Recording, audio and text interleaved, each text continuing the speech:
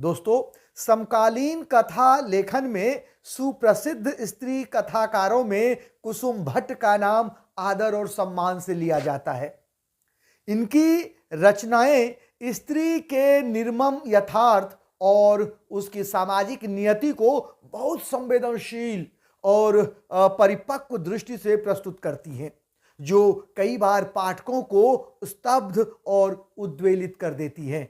20वीं सदी की नायिका की फागुनी और आग और धुआं के बीच की शिब्बो, खूंटे कहानी की शिवा और नंदनी, मर गई कोयल की मेधा, ये सभी स्त्री पात्र, जी मैं सही कह रहा हूं, ये सभी स्त्री पात्र कुसुम जी के स्त्री विमर्श को दूर तक ले जाती हैं।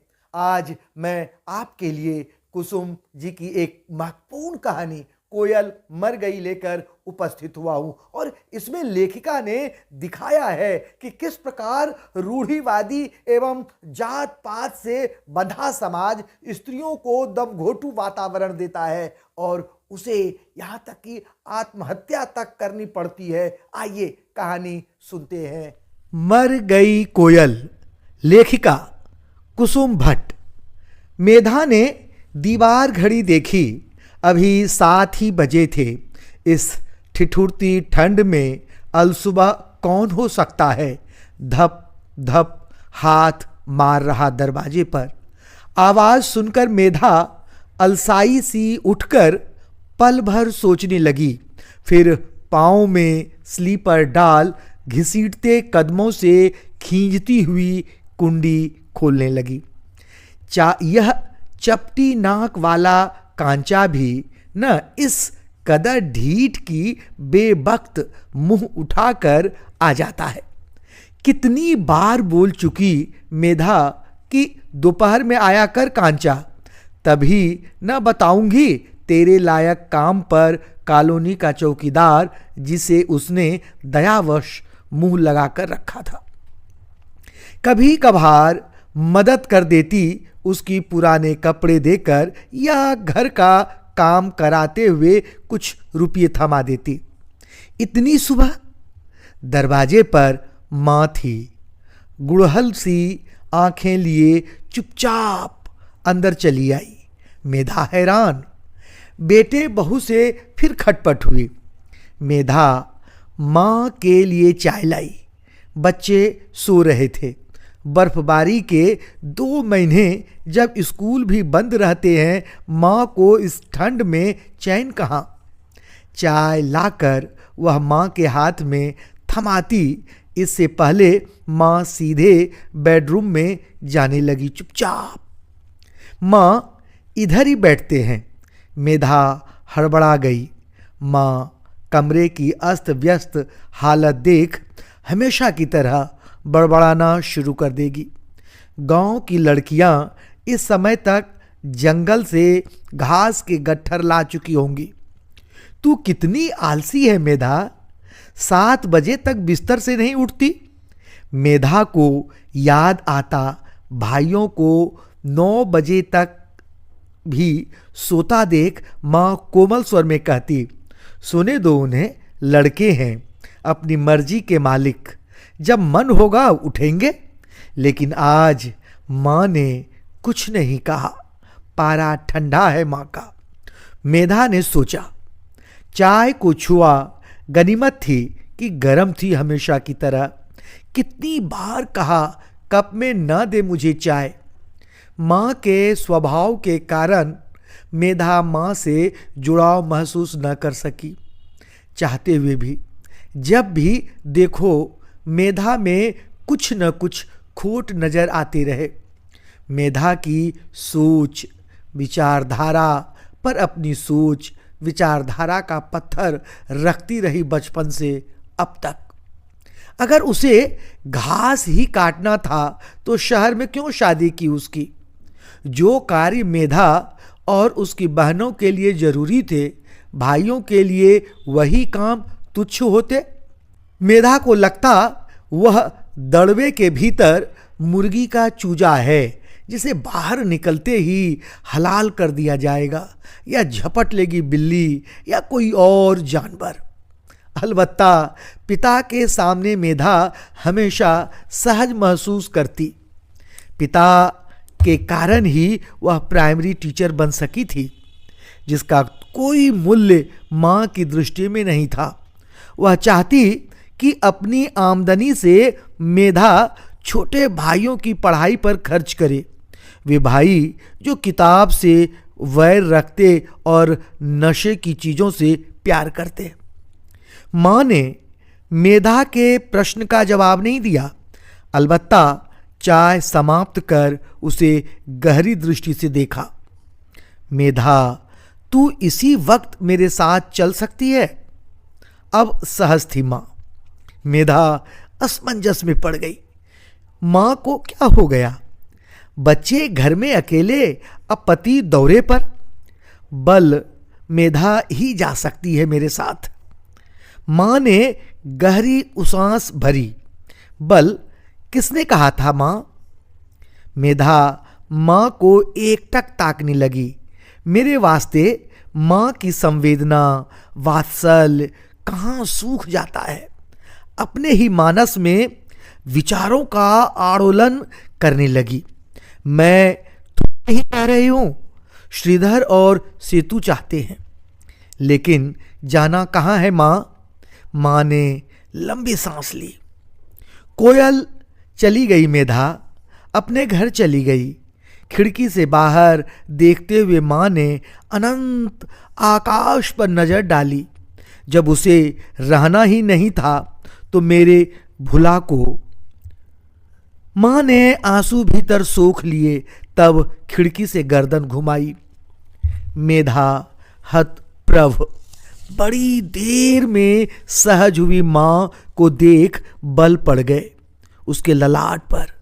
तो किसने कहा था मामा को कि उसके लिए लड़का न देखो? बड़ी हो गई लड़की, उसकी मनपसंद का लड़का मिल गया, और क्या चाहिए?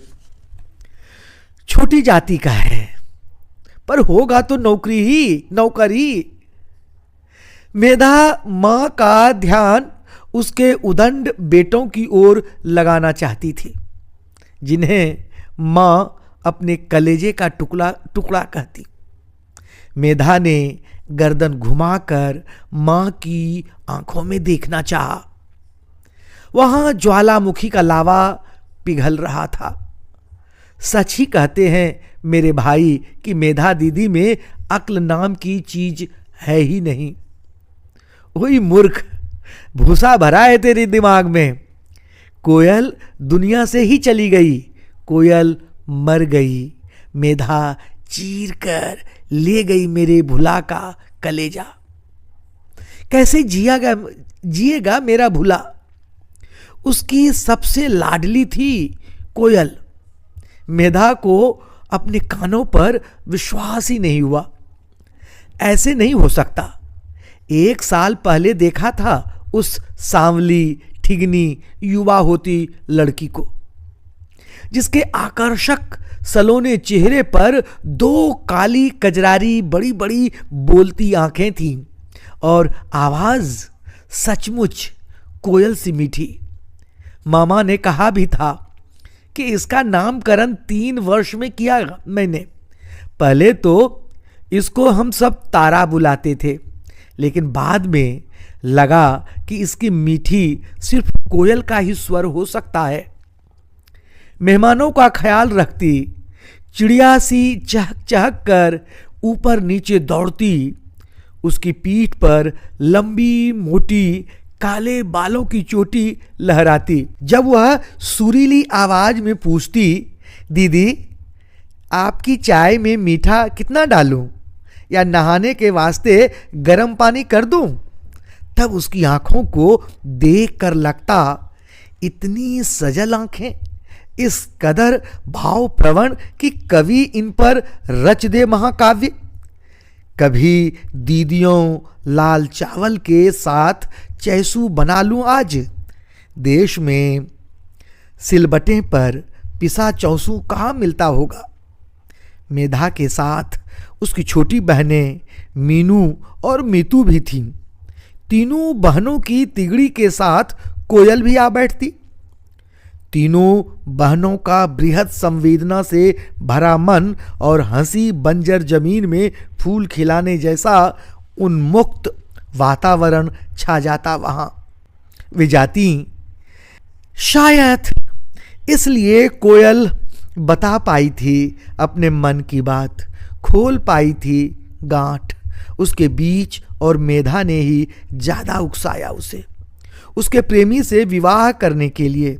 मामा तो कट्टर थे। गांव में भी जातिवाद का जहर चरम सीमा पर था। फिर भी मामा अपनी इस 7वीं बेटी को सबसे ज्यादा चाहते थे। अशोक के विवाह पर गए थे वे सब मां के साथ। उन दिनों मां 7 भाई वीरा बहन जैसी थी। 7 समुद्र पार से आई हो वर्षों बाद जैसे। मां पर शुरू होती मामा की दिनचर्या रात 11 बजे तक समाप्त होती मां पर ही। दीदी अब सो जाओ, मां के पांव छूकर कहते और भुला हो मेरा भुला। मां भी भावुक होकर मामा को ढेरों आशीष देती। खूब फले फूले मेरा भुला, तूने तो मुझे स्वर्ग का सुख दिया। बल ऐसा भुला नसीब से मिलता है। भोर के उजास में अभी शुक्र तारा चमक रहा होता नील गगन पर। मामा परसुकुन की चित्त मां के बिवाई फटे पांवों में मस्तक रखते। दीदी प्रणाम। पांव में चुभन का आभास होते ही मां हड़बड़ा कर पांव खींच लेती। कौन है रे? मामा जोर से कहते। मैं हूं दीदी तेरा भुला। मां अलस कर बैठ जाती। तो तू है भुला, पर इतनी सुबह उठ क्यों गया तू भुला? मामा के सिर पर हाथ फेरती मां। तुझे तो नींद ठीक से आई ना दीदी? लगा ना कि अपने घर में है तू, उस जगह उस माटी में जहां तूने जन्म लिया पली बढ़ी। एक सांस में मामा कह गए सब। मां ने कमरे के चारों कोनों में नजर दौड़ाई। खिड़की से बाहर देखा। झपनीले पेड़ वैसे ही थे वर्षों बाद भी। बगीचा जस का तस। अखरोट का बूढ़ा पेड़ भी जीवित अब तक। मां ने तृप्ति की सांस भरी। हां मेरा भुला, वर्षों बाद इतनी मीठी नींद आई। लगा मां बाबा सिरहाने खड़े हैं। मां के साथ मामा भी भावुक हो उठते और मां बाबा की स्मृतियों को पोसते। तभी मामा को याद आता कि चूल्हे पर चाय की केतली चढ़ाकर आए थे। मामा आनन फानन में सीढ़ियां उतरते। मामी टोकती। कोयल के पिताजी चाय सूख गई। फिर कोयल उठती और सबके वास्ते चाय बनाकर लाती। मामा की लड़कियां एक बड़े हॉल में जमीन पर बिस्तर बिछाकर देर तक लेटी रहती। रात भर उनके मरगिल्ले से बच्चे चें पें करते, उन्हें सोने न देते। 5 लड़कियां भरी जवानी में बुढ़ापे की ओर उन्मुख हो गई थी। एक लड़की थी 3 नंबर की जो ठीक ठाक हालत में दिखी, लेकिन उसका मोटा मुस्टंडा दारूबाज पति जिसके हाथ में पौवा ही रहता वह झूमता रहता। वह साढ़ू बिरादरी को सुनाते हुए गुनगुनाता। पीता हूँ, हाँ मैं पीता हूँ, अपनी ही पीता हूँ, अपनी ही खाता हूँ। मामा गर्व से कहते। अपना ट्रैक्टर है जवाई का। शहर में प्लॉट भी लिया है। बल कार लेने की सोच रहा है। बस एक ही ऐब है। दूसरी लड़कियां अपना परिचय देने में हिचकती।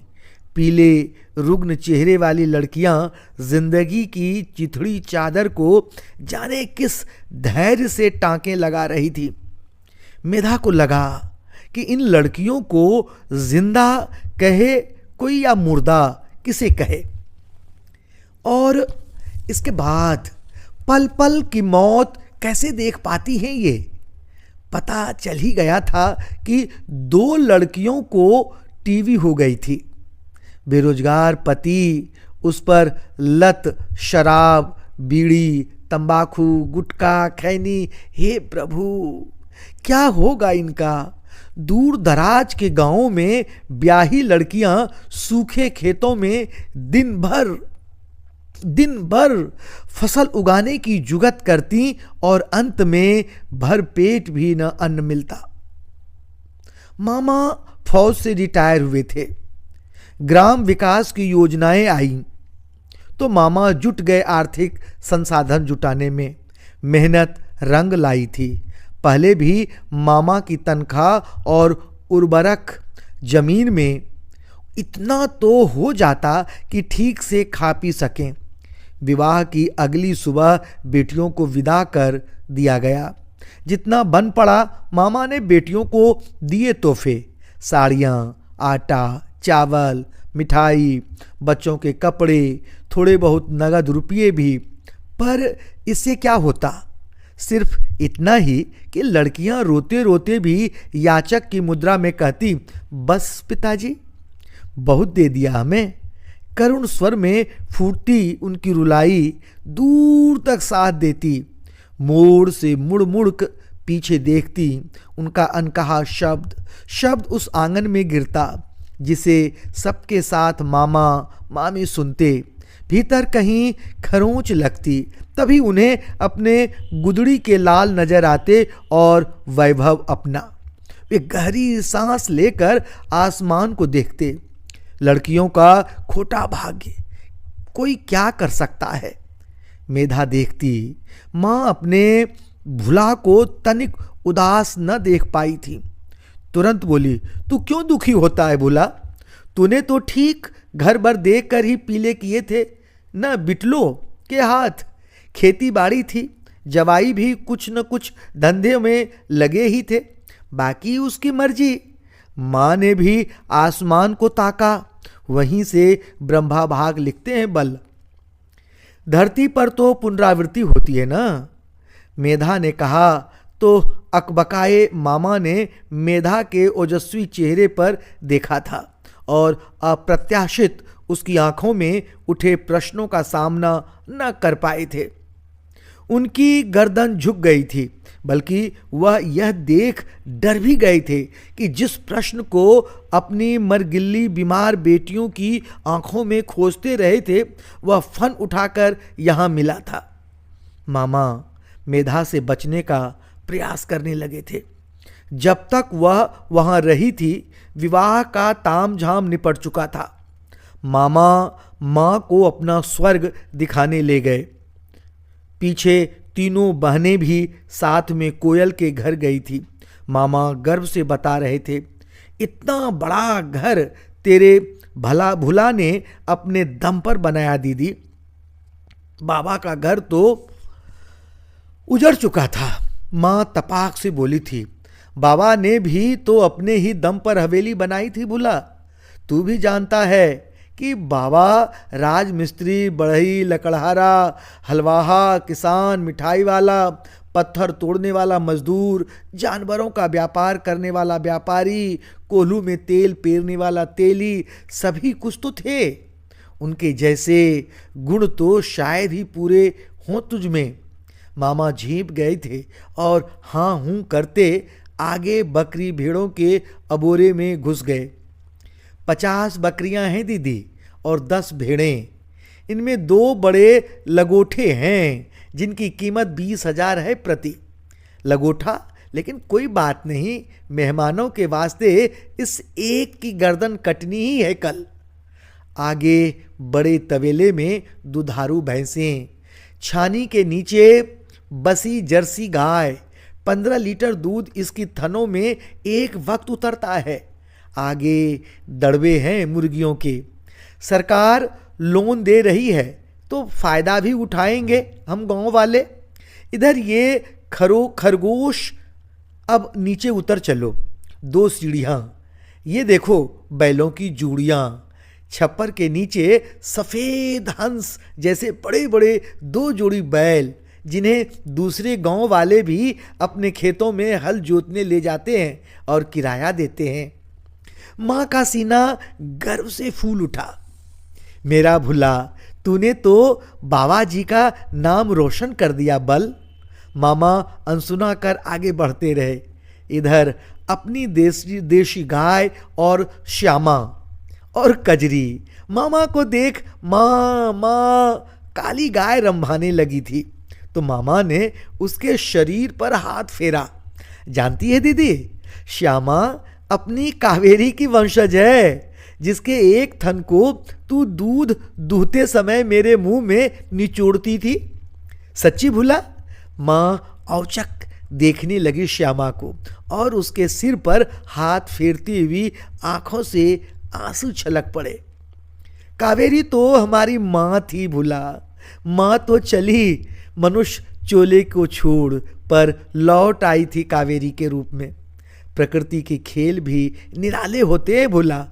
तीनों दीदी भुला की बात सुनकर हैरान थी कि आखिर दोनों के बीच इस कदर जुड़ाव। अपने भाई तो बहनों को राह का कांटा मानते हुए थे।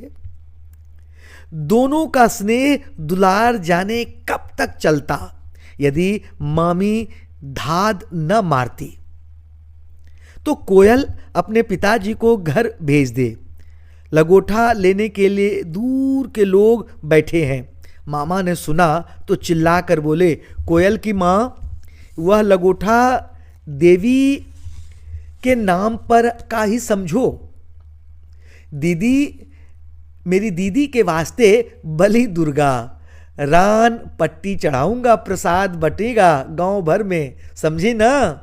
माँ सातवें आसमान पर हो गई, लेकिन बड़प्पन दिखाने के लिए बोली थी, रहने दे भुला, बेच देना लगोठा, इससे इस कोयल का इलाज करा। देख ना कितनी दुबली है बेचारी, कोई बीमारी है, खाई जा रही है भीतर ही भीतर।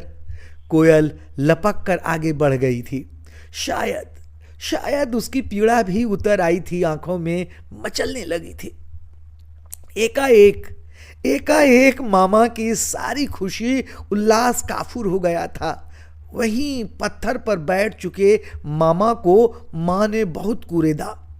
अपनी कसम दी तो फूट पड़े थे। मामा, कैसे कहूँ दीदी, अपनी कोयल पर बड़ा खतरा मंडरा रहा है।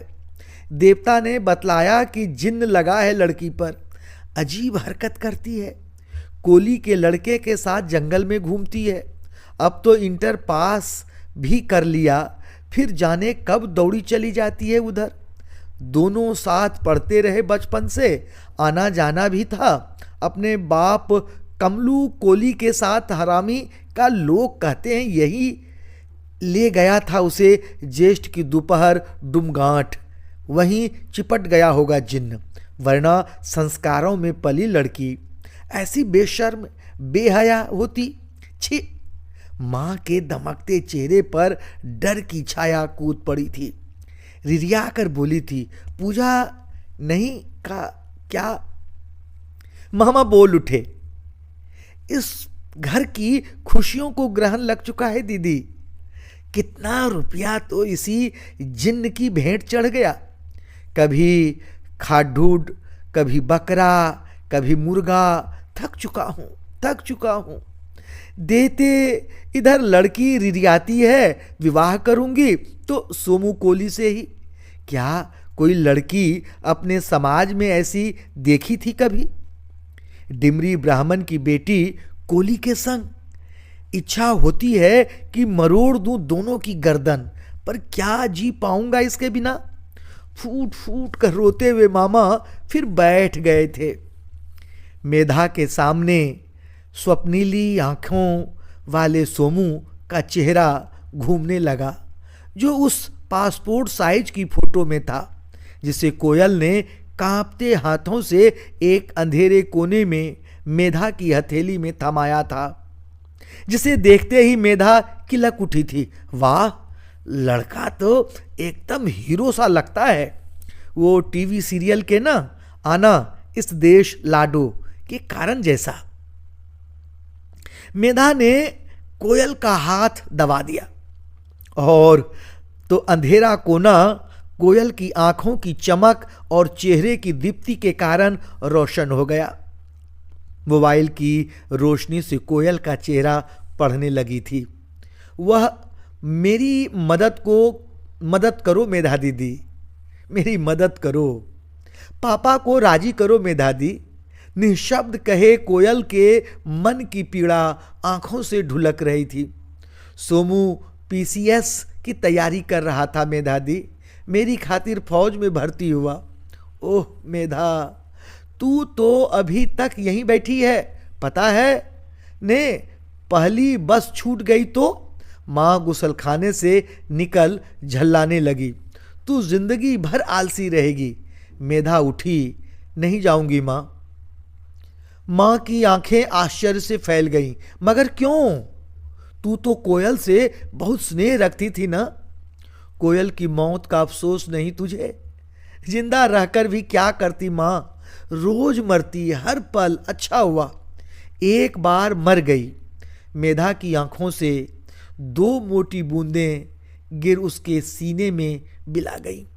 माँ उसे आंखें फाड़े देखे जा रही थी, देखे जा रही थी, आंखें फाड़े देखी जा रही थी। आपको कहानी कैसी लगी? अगर अच्छी लगी हो तो लाइक और सब्सक्राइब कीजिए, और हाँ, कमेंट बॉक्स में जाकर कमेंट जरूर कीजिए, क्योंकि आपका ये कमेंट्स जो है, आपका ये सुझाव जो है, हमारा हौसला बढ़ाता है और मैं फिर से एक नई कहानी लेकर उपस्थित होऊंगा। तब तक के लिए मुझे आज्ञा दीजिए। बहुत बहुत धन्यवाद।